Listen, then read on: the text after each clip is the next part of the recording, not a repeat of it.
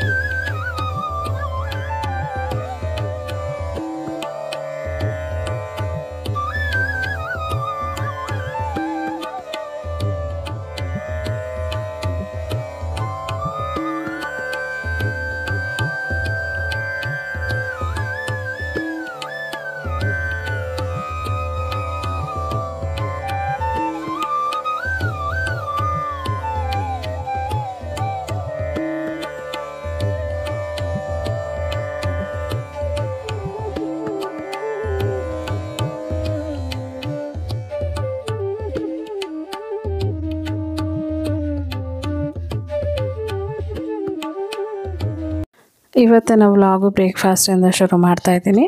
So ಇವತ್ತಿನ vlog ತುಂಬ ಸಣ್ಣ ವ್ಲಾಗ್ ಆಗಿರುತ್ತೆ. ನಾನು ಜಸ್ಟ್ ಬ್ರೇಕ್ಫಾಸ್ಟಿಗೆ ಏನು ಮಾಡಿದೆ ಅದನ್ನು ಅಷ್ಟೇ ಶೇರ್ ಮಾಡಿದೆ. ಯಾಕಂದರೆ ಇವತ್ತು ನಾನು ಇಡ್ಲಿ ಮತ್ತು ಸಾಂಬಾರು ಮಾಡಿದ್ರಿಂದ ಮಧ್ಯಾಹ್ನಕ್ಕೆ ರೈಸ್ ಮಾಡಿಬಿಟ್ಟು ಅದೇ ಸಾಂಬಾರಿತ್ತು. ಹಾಗಾಗಿ ನಾನು ಮಧ್ಯಾಹ್ನ ಏನು ಮಾಡಿಲ್ಲ. ಸೊ ಇವಾಗ ಒಂದು ಬಾಣಲಿ ಇಟ್ಟಿದ್ದೀನಿ. ಬಾಣಲಿಗೆ ಒಂಚೂರು ಎಣ್ಣೆ ಹಾಕಿ ಸಾಸಿವೆ ಜೀರಿಗೆ ಹಾಕಿ ಬೆಳ್ಳುಳ್ಳಿನ ಹಾಕಿದ್ದೀನಿ. ಸೊ ಬೆಳ್ಳುಳ್ಳಿನ ಸಿಪ್ಪೆ ತೆಗೆದ್ಬಿಟ್ಟು ಜಜ್ಜಿಬಿಟ್ಟು ಬೆಳ್ಳುಳ್ಳಿನ ಹಾಕಿದ್ದೀನಿ. ಸೊ ಕರ್ಬೇವಿನ ಸೊಪ್ಪು ಕೊತ್ತಂಬರಿ ಸೊಪ್ಪೆಲ್ಲ ಖಾಲಿ ಆಗಿಬಿಟ್ಟಿತ್ತು. ಹಂಗಾಗಿ ಅದನ್ನೆಲ್ಲ ಏನು ಹಾಕಿಲ್ಲ. ಮಧ್ಯಾಹ್ನದ ಮೇಲೆ ಹಾಕಿದೆ, ಯಾಕಂದರೆ ಅವಾಗಷ್ಟೇ ತೊಗೊಂಡು ಬಂದರು ನಮ್ಮ ಯಜಮಾನ್ರು ಮಧ್ಯಾಹ್ನ ಮೇಲೆ. ಸೊ ಅವಾಗ ಮತ್ತೆ ಕೊತ್ತಂಬರಿ ಸೊಪ್ಪೆಲ್ಲ ಹಾಕಿ ಸ್ವಲ್ಪ ಕುದಿಸಿದ್ದೆ. ಸೊ ನೀವು ಕೊತ್ತಂಬರಿ ಸೊಪ್ಪು ಮತ್ತು ಕರ್ಬೇವಿನ ಸೊಪ್ಪು ಹಾಕ್ಕೊಳ್ಳಿ. ಬೆಳ್ಳುಳ್ಳಿ ಹಾಕಬೇಕಾದ್ರೆ ಕರ್ಬೇವಿನ ಸೊಪ್ಪು ಹಾಕ್ಕೊಳ್ಳಿ. ಸೊ ಇದಕ್ಕೆ ಈರುಳ್ಳಿ ಏನು ಬೇಡ, ಟೊಮೆಟೊ ಇದ್ದರೆ ಸಾಕು. ಸೊ ನಾನಿಲ್ಲಿ ನಾಟಿ ಮತ್ತು ಫಾರಮ್ ಟೊಮೆಟೊ ಮಿಕ್ಸ್ ತೊಗೊಂಡಿದ್ದೀನಿ. ಸೊ 2 ಟೊಮೆಟೊ ನಾಟಿ, 1 ಟೊಮೆಟೊ ಫಾರಮ್ ತೊಗೊಂಡಿದ್ದೀನಿ. ಅದನ್ನು ಕಟ್ ಮಾಡಿಬಿಟ್ಟು ಇದರಲ್ಲಿ ಹಾಕಿದ್ದೀನಿ. ಸೊ ಇದಕ್ಕೆ ಟೊಮೆಟೊ ಹಾಕಿದರೆ ತುಂಬ ರುಚಿ. ಸಾಂಬಾರಲ್ಲಿ ತುಂಬ ವೆರೈಟೀಸ್ ಮಾಡ್ಬೋದು. ಸೊ ಇದು ಇಡ್ಲಿ ನಾನು ಮಾಡಿದಾಗ ಈ ಸಾಂಬಾರು ಖಂಡಿತ ಮಾಡ್ತೀನಿ. ಸೊ ಇವಾಗ ಟೊಮೆಟೊ ಎಲ್ಲ ಹಾಕಿದ ಮೇಲೆ ಉಪ್ಪು ಹಾಕಿ ನೋಡಿ. ಇವಾಗ ಉಪ್ಪು ಹಾಕಿದ ತಕ್ಷಣ ನೀರು ಬಿಟ್ಕೊಳ್ಳುತ್ತೆ. ಸೊ ಈಗ ಅರಿಶಿನ ಪುಡಿನ ಹಾಕ್ತಾಯಿದ್ದೀನಿ. ಸೊ ಅರಿಶಿನ ಪುಡಿ ಹಾಕಿದ ಮೇಲೆ ಇವಾಗ ಸಾಂಬಾರು ಪೌಡರ್ನ ಸೇರಿಸ್ತೀನಿ. ಸೊ ನೀರೇನು ನಾನು ಹಾಕಿಲ್ಲ, ನೀವು ಬೇಕಾದರೆ ನೀರು ಹಾಕೋಬೋದು. ಇವಾಗ ನಾನು 3 ಸ್ಪೂನಷ್ಟು ಸಾಂಬಾರು ಪೌಡ್ರ್ ಹಾಕೋತಾ ಇದ್ದೀನಿ. ಸೊ ಸಾಂಬಾರು ಪೌಡ್ರ್ ಹಾಕಿದ ಮೇಲೆ ನೀಟಾಗಿ ಮಿಕ್ಸ್ ಮಾಡ್ಕೋತಾ ಇದ್ದೀನಿ. ನೋಡಿ, ಸಾಂಬಾರು ಪೌಡ್ರು ನಾನು ಜಾಸ್ತಿ ಬಳಸ್ತೀನಿ ಇತ್ತೀಚೆಗೆ. ಸೊ ನೀವು ಬೇಕಾದ್ರೆ ಚಿಲ್ಲಿ ಪೌಡರ್ ಕೂಡ ಹಾಕ್ಕೊಳ್ಳಿ. ಮತ್ತು ಇದು ಟೊಮೆಟೊ ಏನಿದೆ ನೋಡಿ, ನೀಟಾಗಿ ಸ್ಮ್ಯಾಶ್ ಆಗಬೇಕು. ಆ ರೀತಿ ನಾವು ಇದನ್ನು ಫ್ರೈ ಮಾಡ್ಕೋಬೇಕಾಗುತ್ತೆ.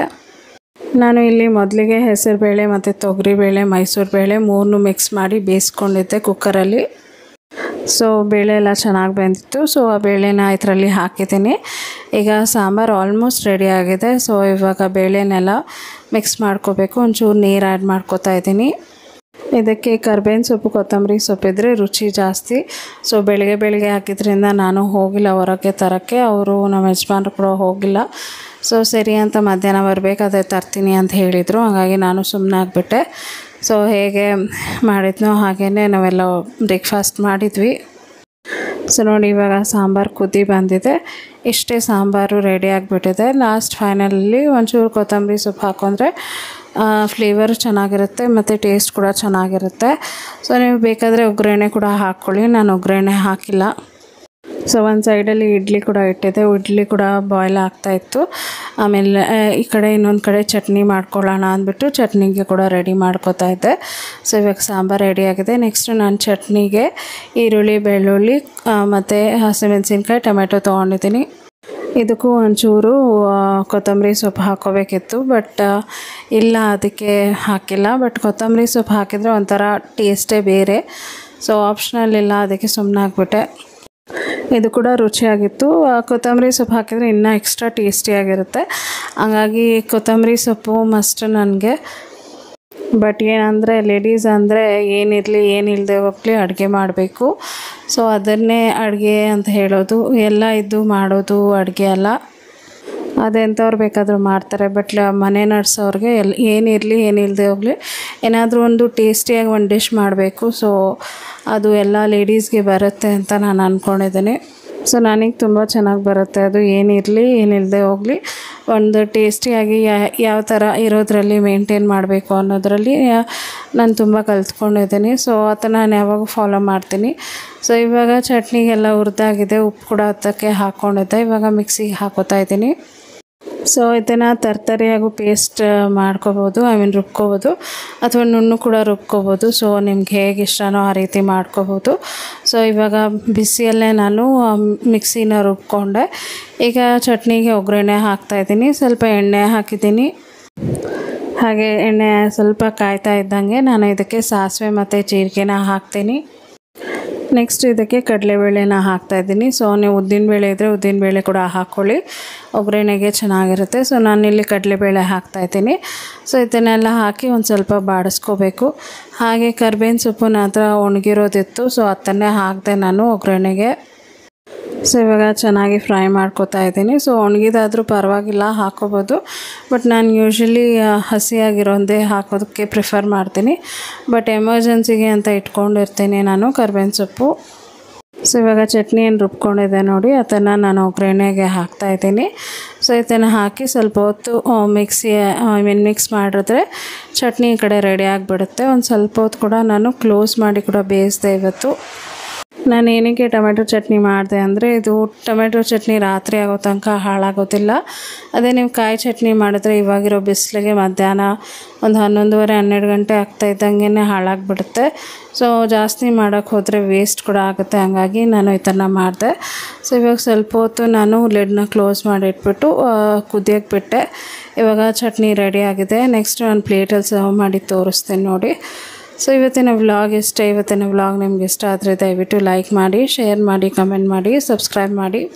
ಮತ್ತು ನಾನು ನಾಳೆ ಒಂದು ಹೊಸ ವಿಡಿಯೋ ಒಂದಿಗೆ ನಾನು ನಿಮ್ಮನ್ನ ಭೇಟಿ ಆಗ್ತೀನಿ. ಅಂಟಿಲ್ ದೆನ್ ಟೇಕ್ ಕೇರ್, ಬಾಯ್.